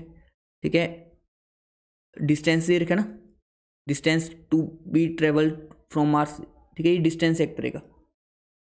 ठीक है, ये क्या है? अपना डिस्टेंस है किसमें? मार्स से अर्थ तक का। अब डिस्टेंस पता है, वेलोसिटी हमें पता है। ठीक है, फ्रीक्वेंसी की तो जरूरत ही नहीं कहीं पे भी। ठीक है, फ्रीक्वेंसी तो कहीं पे भी जरूरत नहीं है, तो यहाँ पे हम सॉल्व कर लेंगे। समझ आया सभी को? ठीक है ना, तो सिंपल फॉर्मूला है velocity equal to distance by time. ठीक है, तो डिस्टेंस किसके इक्वल हो जाएगा अपने पास, या टाइम किसके इक्वल हो जाएगा? Distance by velocity. डिस्टेंस हमें दे दिया है, ठीक है, वेलोसिटी हमें पता होती है। उसके नेक्स्ट क्वेश्चन देखो, calculate the energy in joule of a photon sodium light wavelength दे रखा है। तो आपको फॉर्मूला कौन सा लगाना है? ठीक है, फॉर्मूला कौन सा लगाना है आपको? देखो energy is equal to NH nu होता है या NH C बाई लैम्डा। अब आपको कितने फोटोन्स दिए? एक फोटोन दिया। कितना फोटोन दिया है? एक फोटोन। तो आपने H की वैल्यू पुट कर दी, ये वाली वैल्यू। C की वैल्यू आपने पुट कर दी, दिस वैल्यू। आपको क्या दे रखा है? वेवलेंथ भी दे रखा है, आपने लैम्डा की वैल्यू पुट कर दी। इसको सॉल्व करने पे आपको क्या मिल जाएगा? आंसर मिल जाएगा। ठीक है, मेरा पर्पज़ आपको कैलकुलेशंस करना नहीं है, सिर्फ कॉन्सेप्ट्स के ऊपर हमने फोकस करना है। अब देखो नेक्स्ट क्या है, calculate frequency and energy of wavelength. ठीक है, आप लोग के लिए होमवर्क है, सिर्फ आपने क्वेश्चन नोट करने हैं, सोल्यूशन नहीं देखने। क्लियर? उसके बाद ये वाला क्वेश्चन भी आप लोग के लिए होमवर्क है, इसमें कुछ नहीं है, 2 इलेक्ट्रॉन वोल्ट दिया ना एनर्जी, 1 इलेक्ट्रॉन वोल्ट का मतलब होता है 1.6 इंटू 10⁻⁻19 जूल, एनर्जी की यूनिट है। तो 2 इलेक्ट्रॉन वोल्ट का मतलब क्या हो जाएगा, दिस मच एनर्जी। अगर आपको एनर्जी पता चल गई, ठीक है, तो आप क्या निकाल सकते हो, एनर्जी पता चल गई आपको, ठीक है, तो आप वेवलेंथ निकाल सकते हो। बाकी सारा डाटा आपको क्या है, पता है, समझ आया। तो लैम्डा भी निकाल सकते हो आप, फ्रीक्वेंसी भी, ठीक है। होमवर्क क्या आप लोग ट्राई करना, देखो सोल्यूशन मैंने दे दिए, बट आप लोग खुद से ट्राई करोगे तभी आपको समझ आएगा ना कॉन्सेप्ट्स को। लास्ट क्वेश्चन ये भी आपका होमवर्क है, आपको बताना है जो वॉयलेट लाइट है उसकी वेवलेंथ 4000 एंगस्ट्रॉम है, रेड लाइट है उसकी वेवलेंथ 7000 एंगस्ट्रॉम है, किसकी एनर्जी ज़्यादा है। देखो जिसकी वेवलेंथ कम उसकी एनर्जी ज़्यादा, मतलब मेरे को इतना पता चल गया एनर्जी किसकी ज़्यादा होगी, वॉयलेट की। बट आपने दोनों की एनर्जीज निकालनी है, आपने दोनों की एनर्जीज निकालनी है, ठीक है। आप निकाल लेना, ट्राई कर लेना। इसका मैंने सोल्यूशन भी यहाँ पे डाल दिया। तो बताओ कौन सी एनर्जी ज़्यादा है, एनर्जी ऑफ वॉयलेट ज़्यादा है एनर्जी ऑफ रेड से, ठीक है स्टूडेंट्स। तो यहाँ पे अपना फर्स्ट लेक्चर कंप्लीट होता है एटॉमिक स्ट्रक्चर का, जिसके अंदर हमने बेसिक से लेके अभी तक काफ़ी सारे टॉपिक्स को डिस्कस कर लिया है। नेक्स्ट क्लास में हम स्टार्ट करेंगे with Bohr's model. Thank you for watching this video.